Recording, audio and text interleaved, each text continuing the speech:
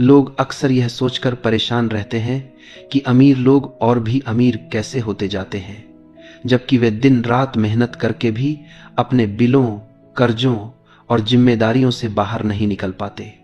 बाहर से लगता है जैसे दुनिया उनके खिलाफ है, मानो किस्मत किसी और की जेब में बंद है। लेकिन असली सच्चाई इससे कहीं अधिक कठोर है। धन कभी भी न्याय के नियमों पर नहीं चलता। धन ताकत के नियमों पर चलता है, और ताकत मांगी नहीं जाती, ली जाती है। यही कारण है कि अधिकतर लोग जीवन भर संघर्ष करते रहते हैं, क्योंकि वे अब भी यह मानकर चलते हैं कि मेहनत का फल जरूर मिलेगा, उनका समय जरूर आएगा, कोई ना कोई उनकी ईमानदारी देखकर उन्हें आगे बढ़ा देगा। लेकिन जो लोग धन की दुनिया में ऊपर बैठे हैं, वे न इंतजार करते हैं न उम्मीद। वे अपनी परिस्थितियों को झुकाते हैं, लोगों को झुकाते हैं और अंततः धन को भी झुका लेते हैं। धन की दुनिया किसी परी कथा की तरह नहीं चलती। इसमें जीतता वही है जो इस खेल को दूसरों से पहले पहचान लेता है। और यही वह ज्ञान है जिसे सुनकर कई लोग असहज हो जाते हैं, क्योंकि यह प्रेरणादायक बातें नहीं है, यह कठोर, असुविधाजनक और भीतर तक हिला देने वाला सच है। यह वही ज्ञान है जो एक साधारण इंसान को असाधारण बना देता है, अगर वह इसे धारण करने की हिम्मत रखता हो। अधिकतर लोग सोचते हैं कि धन बुद्धि, किस्मत या किसी विशेष प्रतिभा से आता है। अगर ऐसा होता तो दुनिया के सबसे तेज दिमाग वाले लोग कभी गरीबी में न मरते और सबसे मेहनती लोग सबसे अमीर होते। लेकिन वास्तविकता इसके बिल्कुल उलट है।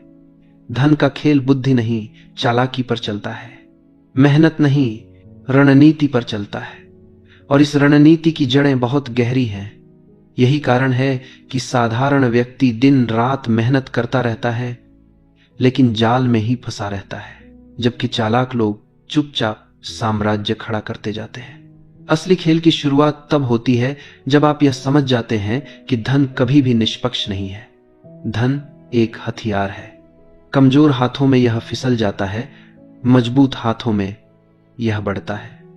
और इस हथियार को पाने के लिए सबसे पहले आपको अपनी पुरानी पहचान तोड़नी पड़ती है। जब तक आप परिस्थितियों के शिकार की तरह सोचते रहेंगे, तब तक आप हमेशा खाए जाएंगे। लेकिन जैसे ही आप देखने लगते हैं, समझने लगते हैं और प्रतिक्रिया देने के बजाय निरीक्षण करना शुरू करते हैं, वहीं आपकी अंदरूनी शक्ति जन्म लेती है। आम आदमी दिन रात काम करता है, तनख्वाह बचाता है, नियमों पर चलता है, और फिर भी उसका जीवन एक पिंजरा बना रहता है। उसकी सारी मेहनत किसी और को अमीर बनाती है, क्योंकि वह केवल मेहनत पर विश्वास करता है, प्रभाव पर नहीं। न्याय पर विश्वास करता है, शक्ति पर नहीं। और यही कारण है कि वह हमेशा संघर्ष में रहता है। धन का पहला नियम है, मौन को हथियार बनाओ।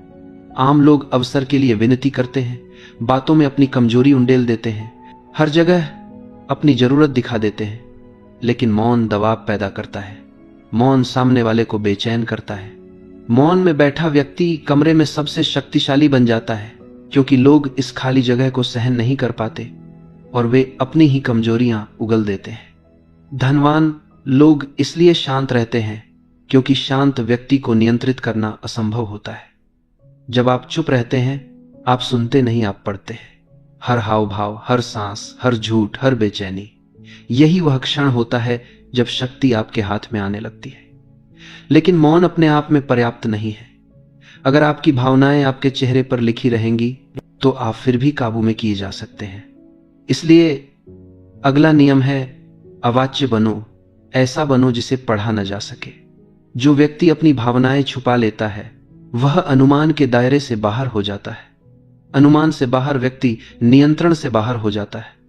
और जैसे ही आप नियंत्रण से बाहर हुए, आप खतरनाक बन जाते हैं, क्योंकि खतरनाक वही होता है जिसे कोई समझ न सके, जो अगला कदम कब उठाएगा किसी को पता ना हो।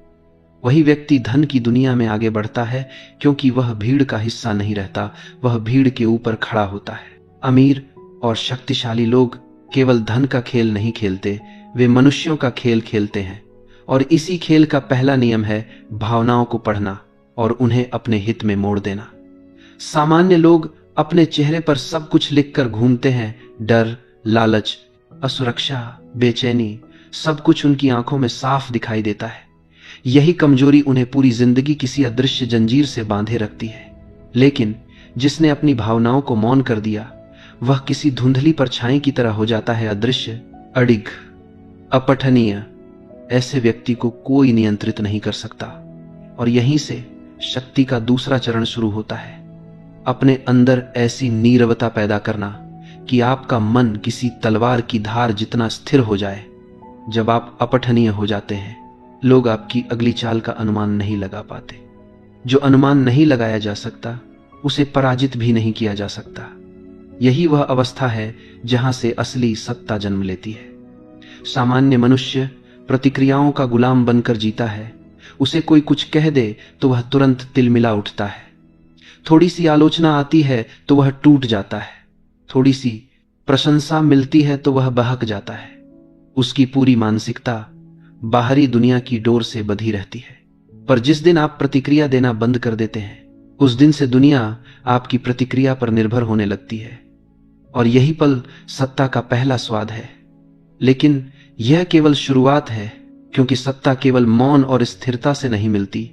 उसके लिए चाहिए धैर्य, ऐसा धैर्य जो शिकारी के धैर्य जैसा हो। शिकारी जंगल में दहाड़ता नहीं, वह छिपकर प्रतीक्षा करता है। वह शिकार के पास नहीं भागता, वह शिकार को अपने पास आने देता है। सामान्य लोग हर अवसर को पकड़ने के लिए भूखे भेड़ियों की तरह भागते रहते हैं, पर शिकारी जानता है कि हर अवसर को पकड़ना बुद्धिमानी नहीं होता। सही अवसर को पकड़ना ही विजय लाता है। जो अवसर आपका नहीं है, उसका पीछा करना आपकी शक्ति को नष्ट कर देता है। लेकिन सही अवसर के आने तक प्रतीक्षा करना आपको अजेय बना देता है। यही कारण है कि अमीर लोग भय के समय खरीदते हैं और लालच के समय बेचते हैं।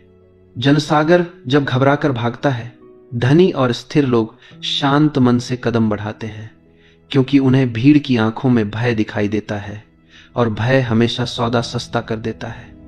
भीड़ कभी सीखती नहीं, वह भावनाओं में बहती रहती है। पर शिकारी भीड़ के डर को अपनी सीढ़ी बनाता है। वे लोग जो अधीर हैं, जो तुरंत लाभ चाहते हैं, वही जीवन भर हानि उठाते रहते हैं।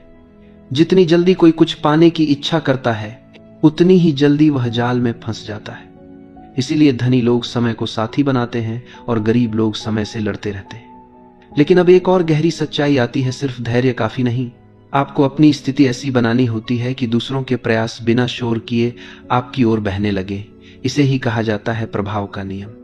जब आप ऐसे स्थान पर खड़े हो जाते हैं जहां लोगों का श्रम, उनका समय, उनका संघर्ष बिना जाने आपकी शक्ति बढ़ाता है, तब आप साधारण मनुष्य से ऊपर उठ जाते हैं।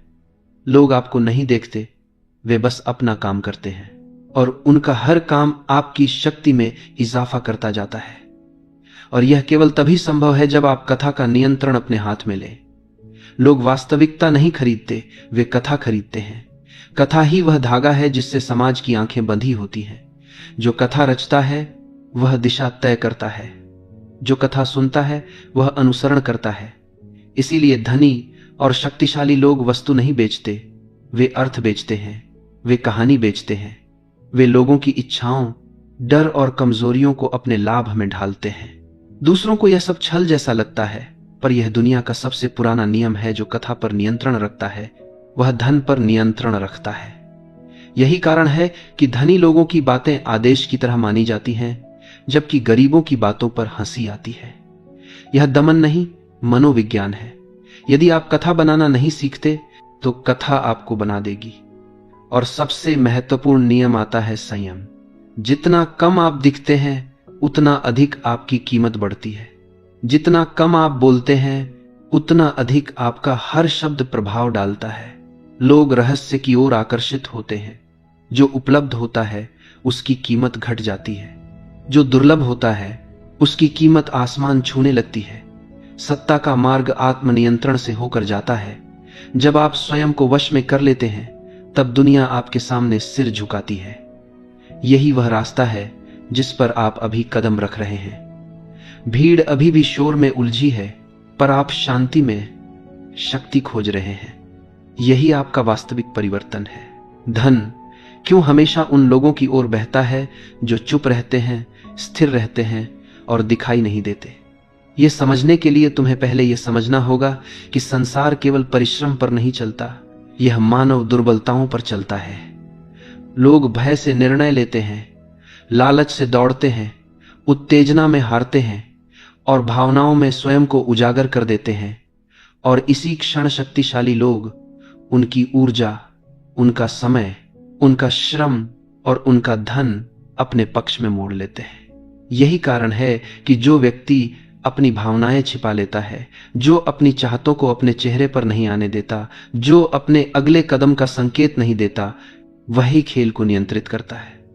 जब तुम दूसरों को यह नहीं बताओगे कि तुम क्या चाहते हो, तभी तुम वह प्राप्त कर पाओगे जो वास्तव में तुम्हारे लिए आवश्यक है। यही अगला सिद्धांत है, अदृश्यता। अदृश्यता का अर्थ यह नहीं कि तुम संसार से दूर हो जाओ, इसका अर्थ है कि तुम्हारी चालें, तुम्हारी इच्छाएं और तुम्हारे लक्ष्य किसी को दिखाई न दे। लोग वही रोकते हैं जिसे वे समझ लेते हैं, जिसे वे पहचान लेते हैं।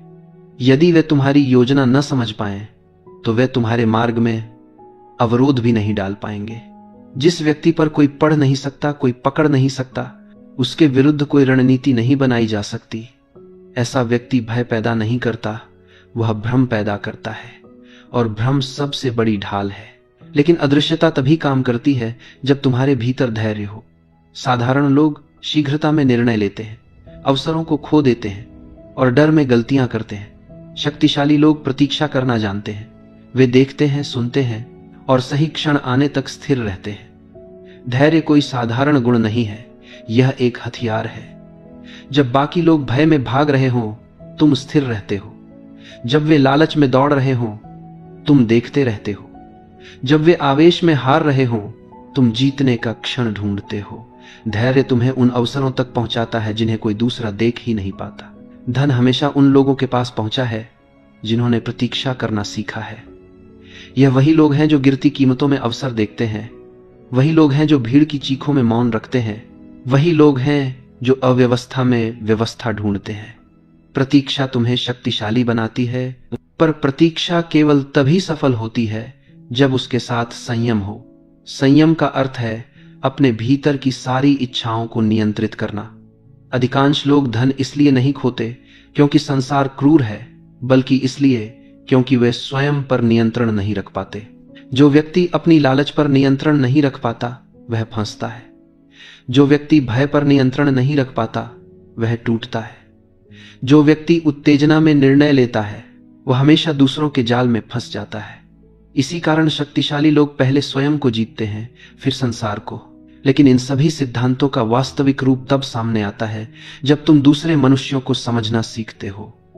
मनुष्य अपने व्यवहार में भ्रमित है, पर उसकी आवश्यकता हमेशा स्पष्ट होती है। हर व्यक्ति मान्यता चाहता है, प्रशंसा चाहता है, सुरक्षा चाहता है। यदि तुम उसकी आवश्यकता को पहचान लो, तो तुम उसे उसके ही मन से दिशा दे सकते हो। यह नियंत्रण नहीं, यह समझ है, और यही समझ शक्ति बन जाती है। जब तुम लोगों को देखते हो, सुनते हो और उनकी वास्तविक इच्छा को पहचान लेते हो, तो तुम जान पाते हो कि वे कब टूटेंगे, कब झुकेंगे, कब सहमत होंगे। साधारण लोग शब्द सुनते हैं, पर शक्तिशाली लोग चुप्पी सुनते हैं। साधारण लोग चेहरे देखते हैं, पर शक्तिशाली लोग भावनाएं पढ़ते हैं। साधारण लोग प्रतिक्रियाएं देते हैं, पर शक्तिशाली लोग उद्देश्य पहचानते हैं। जब यह कला तुम्हारे भीतर स्थापित हो जाती है, तब धन तुम्हारा विरोध नहीं करता, वह तुम्हारा मार्ग ढूंढता है। धीरे धीरे तुम देखोगे कि लोग तुम्हारे प्रति आकर्षित होने लगते हैं, क्योंकि उन्हें तुम्हारी स्थिरता चाहिए, तुम्हारा आत्मविश्वास चाहिए, तुम्हारा संतुलन चाहिए। वे स्वयं खोए हुए हैं, इसीलिए उन्हें तुम्हारी स्पष्टता में आश्रय दिखाई देता है। यही वह क्षण है जहां तुम अलग हो जाते हो, जहां तुम साधारण भीड़ से बाहर उठते हो। और जब तुम इस ऊंचाई पर पहुंचते हो, तब शक्ति का असली रूप सामने आता है, मौन प्रभाव। वह प्रभाव जो बिना बोले काम करता है, वह प्रभाव जो बिना शोर के व्यवस्था बदल देता है, वह प्रभाव जो धन को आकर्षित करता है, धक्का नहीं देता, वह प्रभाव जो मनुष्य को नियंत्रित नहीं करता, लेकिन उसकी दिशा निर्धारित कर देता है। यही परिवर्तन की शुरुआत है, यही साधारण से असाधारण बनने का द्वार है। और याद रखना, यह मार्ग कठिन है, पर असंभव नहीं। भाग 4, उस अवस्था से शुरू होता है जहां साधारण मनुष्य अभी भी भीड़ की तरह भाग रहा होता है, प्रतिक्रिया दे रहा होता है, भावनाओं का दास बना होता है। जबकि तुम धीरे धीरे उस अवस्था में प्रवेश कर रहे हो जहां भीतर का शोर थमने लगता है और एक नए प्रकार की दृष्टि जन्म लेती है। इसका नाम है नियंत्रण। पर नियंत्रण का असली अर्थ अधिकांश लोग समझ नहीं पाते। वे समझते हैं कि नियंत्रण दूसरों पर होता है, लेकिन सच यह है कि नियंत्रण सबसे पहले स्वयं पर होता है। जिसने अपने भीतर के तूफान को साध लिया वही बाहर की आंधियों को मोड़ सकता है। यही वह बिंदु है जहां साधारण लोग डरते हैं, लेकिन तुम आगे बढ़ते हो, क्योंकि अब तुम समझ चुके हो कि धन शक्ति नहीं देता, शक्ति धन को खींचती है। पहले शक्ति आती है, फिर संपत्ति झुककर आती है, और यह शक्ति किसी किताब में नहीं मिलती, बल्कि भीतर निर्मित होती है। यह निर्माण दर्द देता है, इसलिए भीड़ इससे भागती है। तुम अब भीड़ का हिस्सा नहीं रहे। और यहां एक गहरा मोड़ आता है, मोहभंग। मोहभंग वह क्षण है जब तुम दुनिया को वैसे नहीं देखते जैसे वे दिखाते हैं, बल्कि वैसे देखते हो जैसी वो वास्तव में है। लोग तुम्हें बताएंगे कि सबको खुश रखो, सबको विश्वास में लो, सबको साथ लेकर चलो, पर तुम जान चुके हो कि यही सबसे बड़ा भ्रम है। दुनिया उस पर झुकती है जो स्वयं पर खड़ा रहता है। लोग उस पर विश्वास करते हैं जिसे स्वयं पर विश्वास हो। लोग उसी का अनुसरण करते हैं जिसकी चाल अटल हो। तुम मोहभंग में प्रवेश कर चुके हो, और यह खतरनाक तथा पवित्र दोनों है। यही वह क्षण है जहां मनुष्य दो हिस्सों में बंटता है। पहला वह जो टूट जाता है, दूसरा वह जो बदल जाता है। तुम दूसरे प्रकार के मनुष्य बन रहे हो, और यही परिवर्तन तुम्हें पढ़ने लिखने से आगे ले जाकर अनुभव की आग में झोंकता है। मोहभंग के बाद अगला चरण है नियंत्रण। नियंत्रण का अर्थ है कि तुम अपने मन, अपनी प्रतिक्रियाओं, अपनी इच्छाओं और अपनी भय तरंगों को समझते हो और उन्हें निर्देशित करते हो। तुम्हारे भीतर अब वह पुरानी बेचैनी, वह पुरानी जल्दी, वह पुराना आवेग नहीं बचा। यही वह अवस्था है जहां तुम छोटे झगड़ों, छोटे संघर्षों और छोटी जीतों को छोड़ देते हो। तुम हर लड़ाई नहीं लड़ते, क्योंकि तुम समझते हो कि हर लड़ाई युद्ध नहीं होती। असली विजेता वही है जो चुनता है कि कब वार करना है। यही वह स्थान है जहां तुम चुप चलने की कला में पारंगत होते हो। पहले तुम बोलते थे, फिर सोचते थे। अब तुम देखते हो, समझते हो, फिर बोलने का निर्णय लेते हो। चुप्पी अब कमजोरी नहीं, हथियार बन जाती है। तुम्हारी चुप्पी दूसरे को असहज करती है, उनके मन को असंतुलित करती है। वे अनुमान लगाते हैं, वे कांपते हैं, क्योंकि उन्हें पता नहीं तुम क्या सोच रहे हो। यह तुम्हें अदृश्य शक्ति देता है, अनुमान शक्ति का रिक्त स्थान। यह खाली स्थान तुम्हारा कवच है। नियंत्रण का तीसरा स्तर है परछाइयों का साम्राज्य। जब तुम दिखाई नहीं देते, लेकिन तुम्हारा प्रभाव हर जगह पहुंचता है। जब तुम गहरी भीड़ में खड़े होकर भीड़ को निर्देशित करते हो, जब तुम छोटे कदमों से बड़े बदलाव कराते हो, जब तुम बोलते कम और करवाते अधिक हो, इसी को परछाइयों का साम्राज्य कहते हैं। यह साम्राज्य दिखावे से नहीं बनता, प्रभाव से बनता है, और प्रभाव शब्दों में नहीं, उपस्थिति में होता है। तुम्हारी चाल, तुम्हारी दृष्टि, तुम्हारी ऊर्जा, तुम्हारी स्थिरता, ये सब मिलकर तुम्हारे चारों ओर एक अदृश्य खिंचाव पैदा करती हैं। यह खिंचाव ही शक्ति है। जो लोग धन का पीछा करते हैं वे धन के गुलाम बनते हैं। जो लोग शक्ति का निर्माण करते हैं, धन स्वयं उनका अनुसरण करता है। तुम अब दूसरी श्रेणी में प्रवेश कर रहे हो। इस यात्रा का सबसे कठोर सिद्धांत आता है स्वयं पर शासन। यदि तुम अपने क्रोध को, अपने भय को, अपनी इच्छाओं को और अपने लालच को नियंत्रित नहीं कर सकते, तो बाहरी सत्ता का हर प्रयास व्यर्थ है। जिस मनुष्य की प्रतिक्रियाएं उसके शत्रु के हाथ में हो, वह कभी विजेता नहीं बन सकता। पर तुम अब प्रतिक्रियाशील नहीं, पर्यवेक्षक बन रहे हो। तुम्हारे भीतर अब वह स्थिरता जन्म ले रही है जिसकी जड़ें गहरी और अडिग होती हैं। यही स्थिरता तुम्हें भीड़ से अलग और भविष्य से जोड़ती है। परछाइयों का साम्राज्य वहीं बनता है जहां मनुष्य स्वयं की परछाई को पहचान लेता है। और तुम अब उसी स्थान पर खड़े हो, अंधेरे और प्रकाश के बीच। यदि तुम इस मार्ग पर चलते रहे तो तुम केवल खिलाड़ी नहीं रहोगे, तुम खेल बन जाओगे। और जो खेल बन जाता है दुनिया उसके नियमों पर चलती है। जब तुम इन सभी सिद्धांतों को अपने भीतर उतार चुके होते हो, मौन, अगम्यता, धैर्य, प्रभाव, कथा, प्रतिस्थापन, भ्रम, उपयोग, संयम, तो तुम सामान्य मनुष्य की श्रेणी से बाहर निकलने लगते हो। अब तुम भीड़ का हिस्सा नहीं रहते, तुम दर्शक बन जाते हो, विश्लेषक बन जाते हो, छाया की तरह चलने वाले बन जाते हो। और यही वह अवस्था है जिसे हर सफल, शक्तिशाली और धनवान व्यक्ति गुप्त रूप से जीता है। लोग उनकी चमक देखते हैं, पर यह नहीं समझ पाते कि वह चमक भीतर के अंधेरे से पैदा होती है, उस अंधेरे से जिसे उन्होंने साध लिया है। इस चरण पर तुम्हें समझ आता है कि धन कोई पुरस्कार नहीं, कोई वरदान नहीं, कोई संयोग नहीं। धन एक युद्ध है, और युद्ध में एक नियम चलता है, जो हिचकिचाता है वह हारता है, और जो सटीक प्रहार करता है वही विजेता बनता है। इस दुनिया में धन के लिए प्रतिस्पर्धा नहीं है, वध है। जो तेज है, जो शांत है, जो कठोर है, वह जीतता है। जो भावुक है, जो अनुमानित है, जो आसानी से भड़कता है, वह हारता है। यह कठोर है पर सत्य है। अब तुम जिस अवस्था में प्रवेश करते हो उसे मैं शिकारी का मन कहता हूं। यह वह मन है जो किसी के प्रभाव में नहीं आता, बस निरीक्षण करता है। यह वह मन है जो अवसर को पुकारता नहीं, बल्कि पकड़ लेता है। यह वह मन है जो भीड़ का हिस्सा बनकर नहीं चलता, बल्कि भीड़ को अपने लाभ की दिशा में मोड़ देता है। इस मन की पहली पहचान है, तुम प्रतिक्रिया देना बंद कर देते हो। कोई तुम्हें उकसाए, तुम शांत रहते हो। कोई तुम्हें कम आके, तुम भीतर हंसते हो। कोई तुम्हें टोके, तुम देखते हो। क्योंकि तुम अब प्रतिक्रिया नहीं, रणनीति की भाषा में जीते हो। धीरे धीरे यह गुण तुम्हें अदृश्य बना देता है। लोग तुम्हें समझ नहीं पाते, तुम्हें पढ़ नहीं पाते, तुम्हारे इरादे नहीं समझ पाते। और जब कोई व्यक्ति पढ़ा नहीं जा सकता तो उसे रोका भी नहीं जा सकता।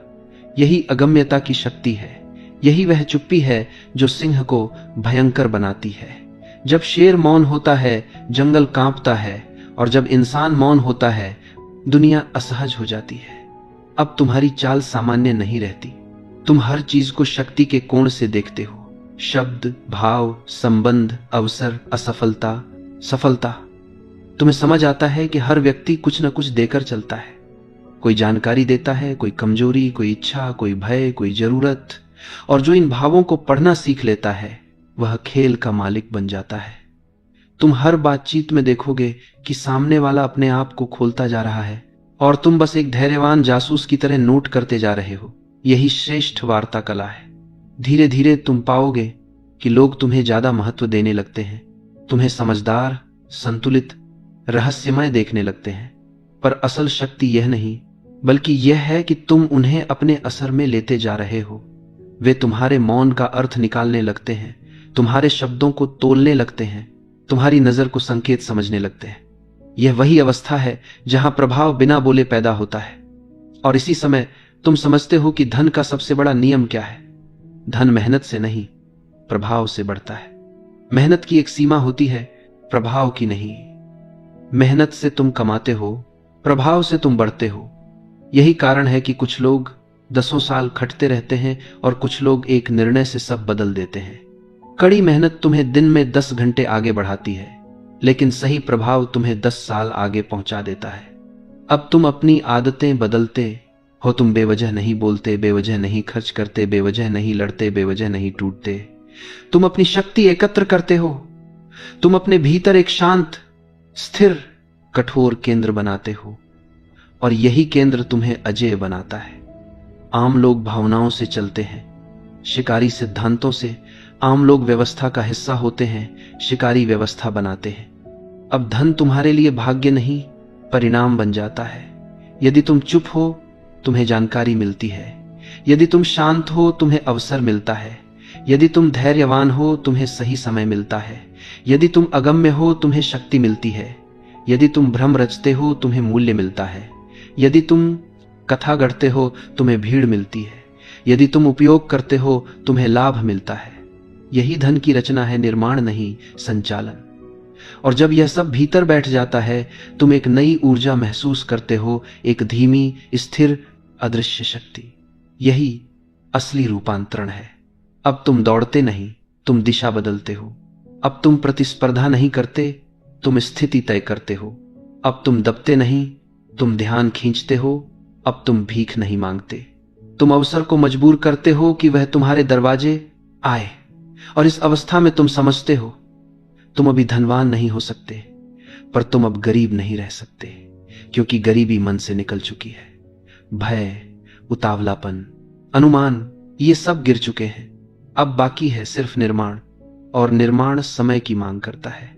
मेहनत की नहीं, दिशा की मांग करता है, गति की नहीं। यही वह अंतिम अवस्था है जहां तुम अपने भीतर शांति और बाहर शक्ति बन जाते हो। इस बिंदु पर पहुंचकर तुम समझते हो, तुम अब शिकार नहीं, तुम अब शिकारी हो। और जब मन शिकारी बन जाए, तब दुनिया किसी भी कीमत पर तुम्हें गरीब नहीं रख सकती।